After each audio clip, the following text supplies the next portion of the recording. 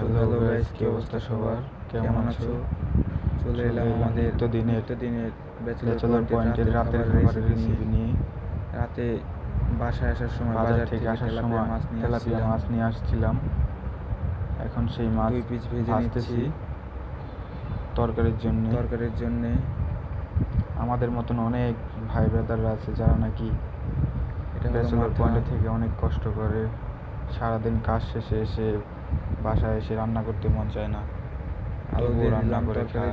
তরকারি রান্না করবো, অনেকে আছে আমাদের মতন এরকম। আলুটা একটু ভেজে নেব, কি করবে, কিছু করার নেই, কারণ পুরুষ মানুষের লাইফটাই এমন। আলু কষ্ট না ভেজে খেলে তরকারির জন্য আলু মরিচ দিয়ে দিলাম তেলের ভিতরে ছেড়ে।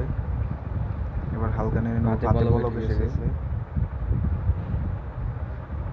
এবার মশলা দিচ্ছি, আলু ভাজা আলু আর মরিচের উপরে হলুদের গুঁড়ো,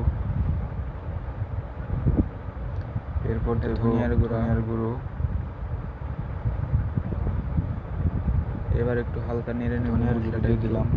এবার হালকা নেড়ে চেড়ে নেব মশলাটা। শর্টকাট রান্না করা যাকে বলে। তো গাইস, এবার পানিতে দেব, পানি দিয়ে হিট বেশি থাকার কারণে মশলাটা একটু পুড়ে গেছে, আর মশলাটা একটু তাহলে ঘন হবে। হিট বেশি থাকার কারণে মশলাটা একটু পুড়ে গেছে।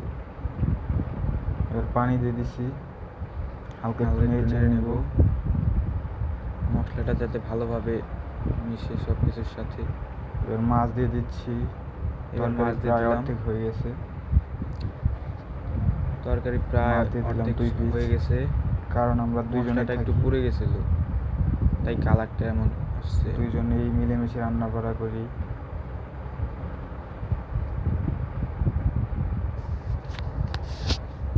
তরকারি প্রায় অর্ধেক হয়ে গেছে। রুম ছোট হলেও দুইজন থাকি তো, থেকে অনেক শান্তি। যে ভাত হয়ে গেছে, তরকারি ভাত হয়ে গেছে অর্ধেক রাস্তায়, তরকারি হবার পালা।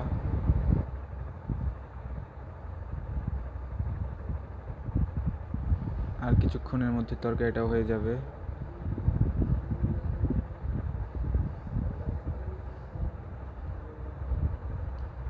70% হয়ে গেছে প্রায় তরকারিটা। এবার তরকারি নামানোর আগে শুধু জিরার গুঁড়া, ভাজা জিরার গুঁড়া দিয়ে দেব শেষ, তারপর নামিয়ে ফেলবো তরকারি।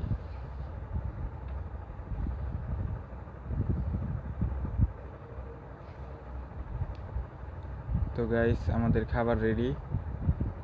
রাত বাজে 11টা।